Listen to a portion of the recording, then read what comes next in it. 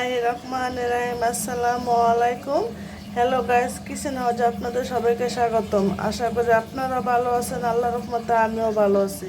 সামান্য একটু ফুলকপি নিয়েছি, সাথে একটা আলু নিয়েছি।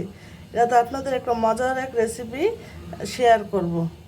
একটা পাইপিং বসিয়ে সামান্য একটু পানি দিয়ে দিলাম। পানি দিয়ে সাথে ফুলকপিটা দিয়ে দিলাম। শুধু এক পিস মাছ দিয়ে রান্না করব। তাই মাছটাকে আমি সিদ্ধ করে নিলাম।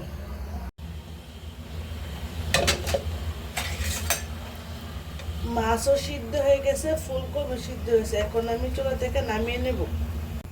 এখানে পরিমাণ মতো তেল দিয়ে পেঁয়াজ দিয়ে এখন ভেজে নেব। ভাজা হয়ে গেছে। এখন হাফ চামচ রসুন বাটা দিয়ে দিলাম। এখন দিয়ে দেবো হাফ চামচ মরিচের গুঁড়া, হাফ চামচ হলুদের গুঁড়া, হাফ চামচ তো কম জিরার গুঁড়া, তো কম ধনিয়ার গুঁড়া, পরিমাণ মতো লবণ দিয়ে দিলাম। পুড়ে না যায় সামান্য একটু পানি অ্যাড করে দিলাম। এখন মশলাটাকে আমি 5-6 মিনিট কষিয়ে নেব।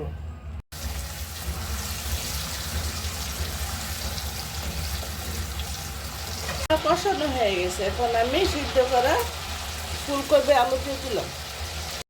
ফুলকপিটাকে আমি 6-7 মিনিটের মতো ভালো করে কষিয়ে নেব।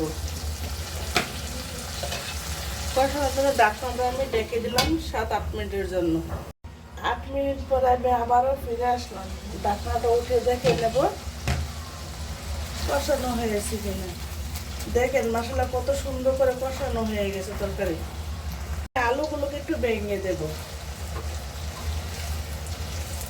ভেঙে দিলে মাখা মাখা হয়ে যাবে তরকারিটা।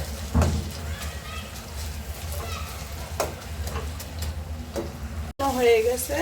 এর মধ্যে আমি সামান্য একটু জল অ্যাড করে দেবো। জল আমি বেশি দেবো না এখানে, যেহেতু আমি এটা শুকিয়ে নেব। ওর জন্য এখানে আমি 4-5টা কাঁচামরিচ ফালি করে দিলাম। জাল লবণ আপনাদের পরিমাণ মতো দেখে দেবেন।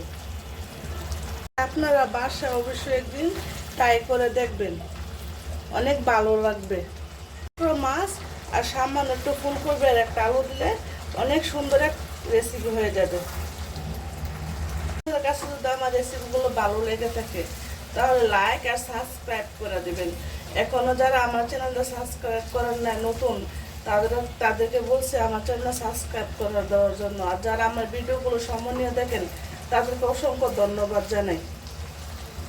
এখন দিয়ে দেব ধনিয়া পাতা। ধনিয়া পাতা দিয়ে কিছুক্ষণ পর আমি চুলা থেকে তরকারিটা নামিয়ে নেব। ইউটিউব থেকে আমার ভিডিওগুলো দেখেন তাদেরকে অসংখ্য ধন্যবাদ জানাই আমার চ্যানেলটা সাবস্ক্রাইব করে দেওয়ার জন্য। আর যারা ফেসবুকে আমার ভিডিওগুলো দেখেন তাদেরকে অসংখ্য ধন্যবাদ জানাই আমার সাথে থাকার জন্য আর পেজটাকে ফলো করার জন্য। আজকে এই পর্যন্ত। ধন্যবাদ জানাই আমার পাশে থাকার জন্য। আল্লাহ হাফেজ।